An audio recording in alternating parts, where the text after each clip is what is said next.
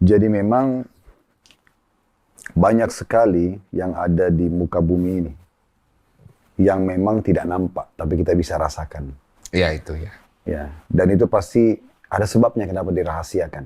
Contoh misalnya, kita kan rasakan lapar, haus, ngantuk, sakit, suka, benci. Tapi kan tidak ada wujudnya. Hmm, Tapi kan kita bisa rasakan keberadaannya kan. betul. Kita bisa rasakan lapar itu. Kita bisa rasakan haus itu, capek itu, sakit itu, ngantuk itu, suka itu, benci itu. Semua kita bisa rasakan.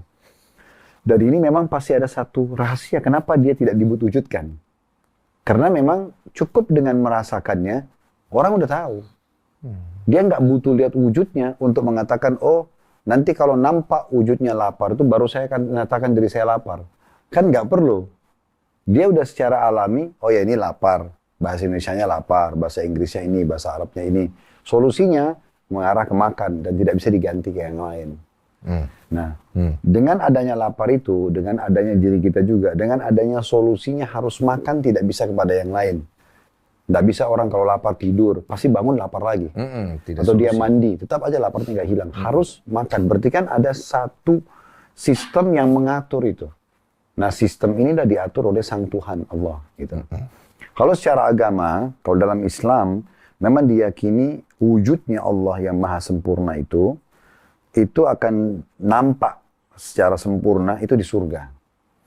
Di surga. Oh begitu, Ya, diyakini. jadi memang di dunia ini tidak dinampakkan kepada kita, tapi banyak bukti-bukti kalau dia ada. Seperti pergantian siang malam, turunnya hujan, populasi manusia, populasi hewan-hewan, tumbuh-tumbuhan.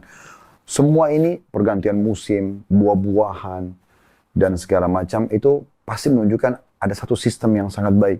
Bahkan di diri kita sendiri misalnya, fungsi mata melihat, telinga mendengar, hidung menghirup, bibir mengucap, lidah mengecap, misalnya tangan menjamah, kaki melangkah. Ini kan ada bentuknya dan ada sistemnya. Dan kita tidak bisa alihkan sistem. Tidak bisa misalnya kita makan melalui kuping.